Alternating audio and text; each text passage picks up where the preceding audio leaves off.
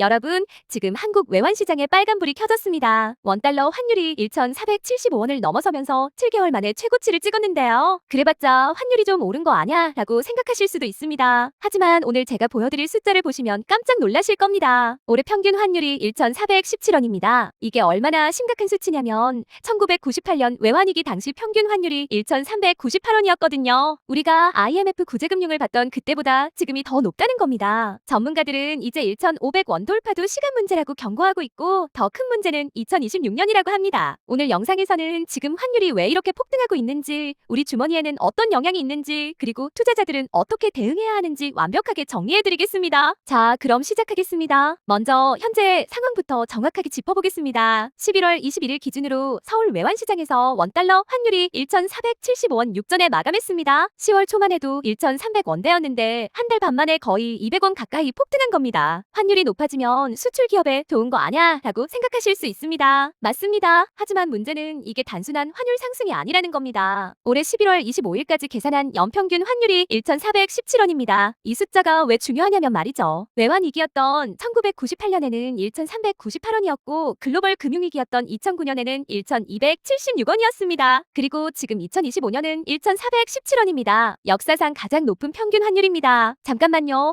환율이 2,000원까지 간 적도 있지 않았나요? 라고 물으실 수 있습니다. 정확합니다. 1997년 외환위기 때 순간적으로 1,695원까지 갔었죠. 하지만 그건 말 그대로 순간이었고 1년 평균으로 보면 1,400원을 넘지 않았습니다. 지금은 다릅니다. 올해 218거래일 중에서 1,300원대를 기록한 게 93일밖에 안 돼요. 그것도 1,390원 같은 높은 구간이었고요. 내내 고환율이 지속되고 있다는 겁니다. 더 심각한 건 원화의 실질 가치입니다. 국제결제은행 BIS가 발표한 실질실효 환율 지수를 보시죠. 이게 뭐냐면 무역 비중과 물가를 다 반영해서 계산한 원화의 진짜 구매력입니다. 10월 말 기준으로 89.09를 기록했습니다. 2020년을 100으로 봤을 때 89.09라는 건 2009년 금융위기 직후 이후로 16년 만에 최저치입니다. BIS 통계에 포함된 64개국 중에서 한국은 일본, 중국 다음으로 세 번째로 낮습니다. 원화가 국제시장에서 얼마나 약해졌는지 보여주는 거죠. 이 지표가 한 달 만에 1.44포인트나 떨어졌는데 이건 뉴질랜드 다음으로 64개국 중 두 번째로 큰 낙폭입니다. 그럼 왜 이렇게 환율이 오르는 걸까요? 크게 세 가지 이유가 있습니다. 첫 번째는 서학개미의 폭발적인 해외 투자입니다. 코로나 이후 완전히 달라진 게 하나 있습니다. 바로 한국인의 투자 패턴이에요. 올해 1월부터 9월까지 우리나라 경상수지 흑자가 827억 달러였습니다. 수출 잘해서 번 돈이죠. 그런데 같은 기간에 해외 주식과 채권에 투자한 금액이 800억 달러입니다. 수출로 벌어들인 달러가 국내에 거의 하나도 안 남고 전부 해외로 빠져나간 겁니다. 지난주만 봐도 서학개미들이 가장 많이 산 게 뭐였는지 아세요? 필라델피아 반도체 지수 3배 레버리지 ETF였습니다. 한 주에만 8,355억 원을 쏟아부었어요. 여기에 알파벳, 엔비디아까지 합치면 엄청난 돈이 미국으로 빠져나간 겁니다. 국내에서 달러를 환전해서 사니까 환율이 오를 수밖에 없죠. 두 번째는 AI 거품 우려와 외국인 자금 이탈입니다. 지난 20일 나스닥이 2.16% 폭락했습니다. AI 거품 논란 때문인데 이게 한국 증시에도 직격탄을 날렸어요. 외국인들이 한 달간 국내 증시에서 얼마를 뺐는지 아십니까? 영국계 자금만 4조 9,900억 원을 순매도했습니다. 단기 차익을 노리던 헤지펀드들이 한꺼번에 빠져나간 거예요. 세 번째는 엔화 약세의 전염 효과입니다. 일본 정부가 대규모 경기부양책을 발표하면서 엔화가 달러당 157엔대까지 떨어졌습니다. 10개월 만에 최저치예요. 문제는 엔화와 원화가 같이 움직인다는 겁니다. 엔화와 원화의 상관계수가 1분기 말에는 0.2였는데 지금은 0.6까지 올라갔어요. 엔화가 약세면 원화도 따라서 약세가 되는 구조가 굳어진 겁니다. 여기에 한미 금리 역전도 있습니다. 한국은 2.50%인데 미국은 3.75%에서 4.00%니까 금리 높은 미국으로 돈이 몰리는 건 당연한 일이겠죠. 여기까지 보셨으면 환율 문제가 왜 심각한지 이해하셨을 겁니다. 이 채널에서는 매일 한국 금융시장의 핵심 이슈를 다루고 있습니다. 아직 구독 안 하셨다면 지금 바로 구독 버튼 눌러주시고 알림 설정까지 해두시면 중요한 뉴스를 절대 놓치지 않으실 수 있습니다. 그럼 정부는 이 상황을 모르고 있을까요? 아닙니다. 11월 24일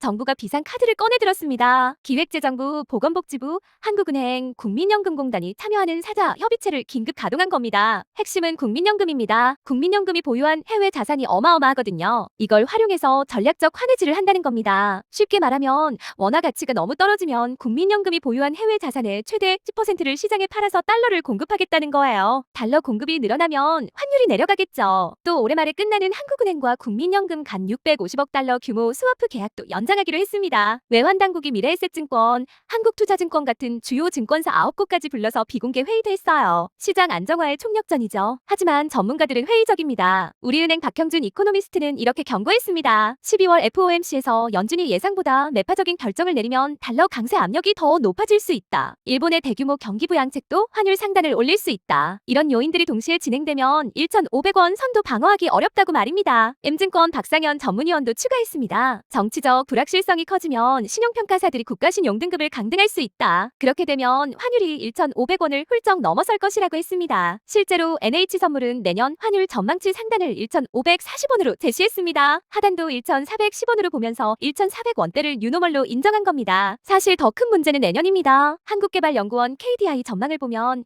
2026년 경상수지 흑자가 1,037억 달러로 예상됩니다. 올해 1,159억 달러보다 122억 달러 감소하는 거예요. 국회 예산정책처는 더 비관적입니다. 900억 달러를 보면서 200억 달러 감소를 예측했어요. 왜 경상수지가 줄어드냐? 산업연구원 분석을 보면 올해 수출이 2.5% 증가하지만 내년에는 오히려 0.5% 감소할 거라고 합니다. 글로벌 경기 부진과 교역 둔화 때문이죠. 원래 경상수지가 늘면 국내에 달러가 많아져서 환율이 떨어져야 정상입니다. 하지만 지금은 그 공식이 안 통해요. 벌어들인 돈이 전부 해외 투자로 빠져나가니까요. 여기에 3,500억 달러 규모의 대미 투자 합의도 있습니다. 기업들이 미국에 공장 짓고 투자하려면 달러가 계속 필요한 거죠. 트럼프 2기 행정부가 출범하면서 추가 관세나 무역 협상도 변수입니다. 현대경제연구원 주원 실장은 이렇게 정리했습니다. 내년 환율의 핵심은 미국 통화 정책이다. 연준이 금리를 몇 번 내리느냐가 모든 걸 결정할 것이라고 말입니다. 시장에서는 올해 1회에서 2회 인하를 예상하지만 실제로는 더 적을 수도 있습니다. 그럼 환율이 이렇게 오르면 우리한테는 어떤 영향이 있을까요? 첫째, 수입 물가가 오릅니다. 기름값, 밀가루값, 고기값 다 오릅니다. 이미 수입 물가가 4개월째 상승 중이에요. 마트 갈 때마다 느끼시겠지만 물가가 계속 오르고 있죠. 둘째, 내수가 죽습니다. 물가가 오르면 소비가 줄어듭니다. 특히 저성장 국면에서는 더 심각해요. 많은 기관이 올해 성장률을 1%대로 전망하고 있습니다. 셋째, 금리를 못 내립니다. 경기 살리려면 금리를 내려야 하는데 환율 높고 물가 오르면 못 내립니다. 성장이냐 물가냐 딜레마에 빠지는 거죠. 넷째, 투자 전략을 바꿔야 합니다. 수출 기업은 환차익으로 실적이 좋아집니다. 삼성전자, 현대차 같은 기업들이죠. 하지만 원자재, 수입이 많은 기업은 비용 부담이 커집니다. 해외 투자하시는 분들은 환율 타이밍이 중요합니다. 1,500원 돌파 예상하면 지금 환전하는 게 나을 수도 있고